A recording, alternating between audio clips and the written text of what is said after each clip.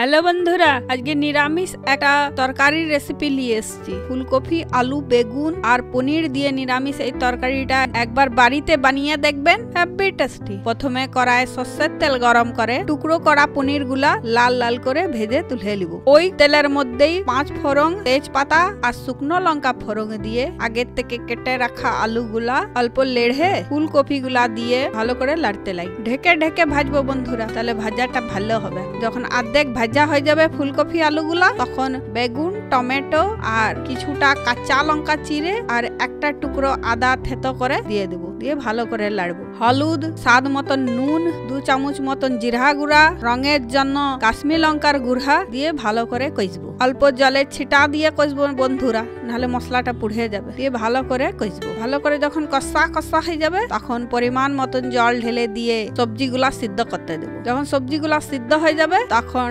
ঢাকনা খুলে ভেজে রাখা পনির গুলা দিয়ে কিছুটা ভাজা মশলা দিয়ে নামিয়ে নিলেই তৈরি ফুলকপি, আলু, বেগুন আর পনিরের এই নিরামিষ তরকারি। আমার অনুরোধে এই রেসিপিটা একবার বাড়িতে বানিয়ে দেখবেন বন্ধুরা, আর কেমন হয়েছে খেতে আমাকে জানাবেন। আমার ভিডিওগুলা যদি আপনাদের ভালো লাগে, তাহলে একটা লাইক, শেয়ার আর কমেন্ট করবেন। আমার পুরো ভিডিওটা দেখার জন্য ধন্যবাদ।